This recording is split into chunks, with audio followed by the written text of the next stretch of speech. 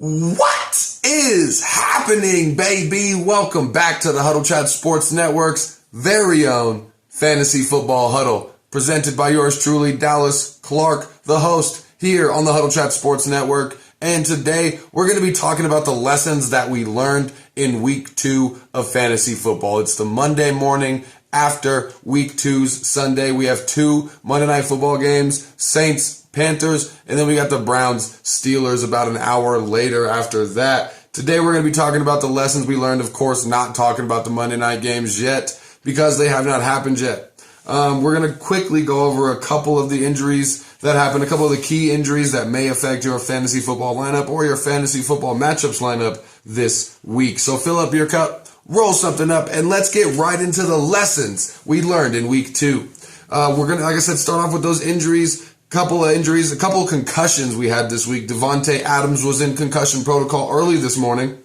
He has passed. Davante Adams is clear to play, so no worries on number 17 in Las Vegas. Also have Jalen Waddle from the Miami Dolphins. Nobody really realized it until today, but now Jalen Waddle has entered concussion protocol, leaving his status for this weekend in doubt. Then you also have Anthony Richardson from the Colts. Took a big shot going in on his second rushing touchdown of the game. He's now in concussion protocol. There's no other information coming out of Indianapolis as far as that goes, but I would kind of prepare for the worst, expect the worst, hope for the best when it comes to Jalen Waddle and Anthony Richardson, because getting through that concussion protocol is no easy feat. You also have Saquon Barkley, who we saw take an injury, and that's one of the biggest ones we saw this week.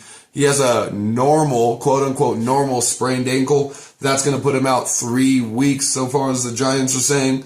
You're looking at Matt Breida being a priority waiver wire option this week as well. In the absence of Saquon Barkley, especially considering the fact they play Thursday night football, they're going to need a Band-Aid and they're going to need it fast. Also, Joe Burrow has been colder than you really expected him to be, and not the way that you expected him to be.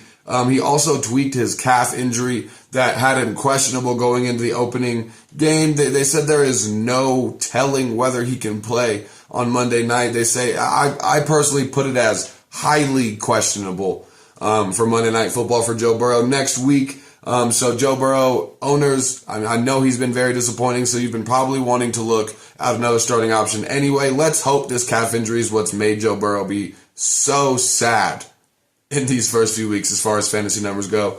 Last but not least, we got David Montgomery with a knee injury, likely going to be out a few weeks. That's going to do it for the key fantasy football injuries that we saw this week. Now we're going to get into some of the lessons that we learned, some of the key talking points from week 2's games.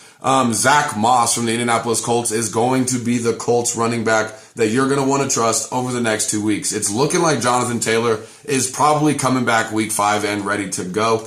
But as far as weeks 3 and weeks 4, Zach Moss took 100% of the carries this week. He had 4.9 yards per carry. He was extremely efficient with the ball. He's not a game breaker. His best run was 11 yards, but Zach Moss is going to be the Colts running back to lean on moving forward. Deion Jackson is useless as far as I'm concerned, and Evan Hull is on injured reserve. So Zach Moss, besides Jonathan Taylor, in your injured reserve or on your bench, should be the only Colts running back rostered at the current moment.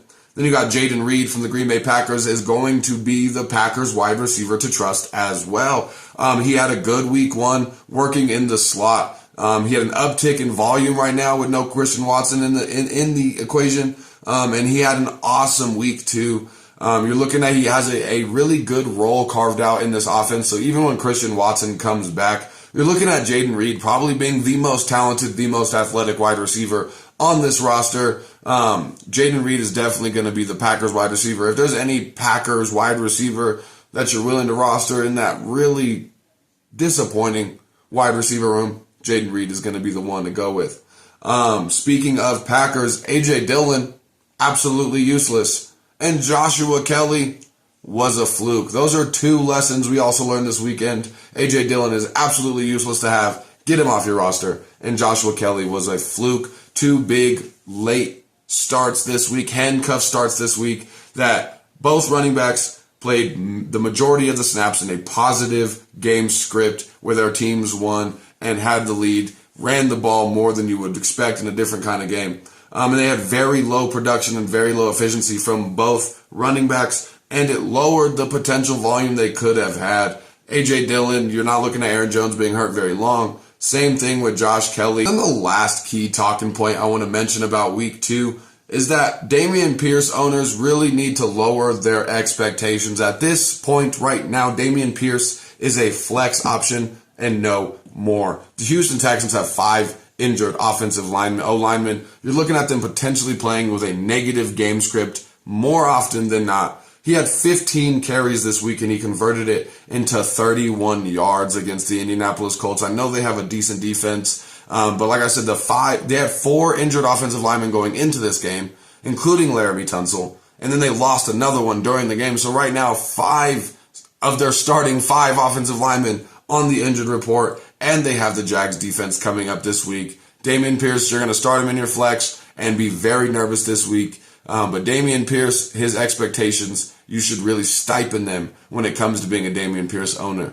That's going to be it. Really nice and quick and sweet and simple video for you today, talking about the lessons we learned from week 2 as we get into these Monday Night Football games coming up tonight.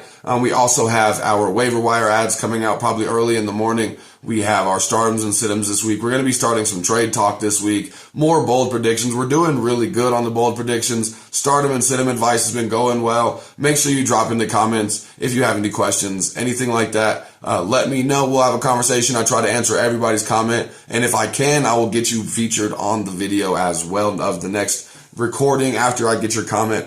So thank you all so much for tuning in today. Remember to always keep your chin up and your attitude down. I'll see y'all next time. Peace out.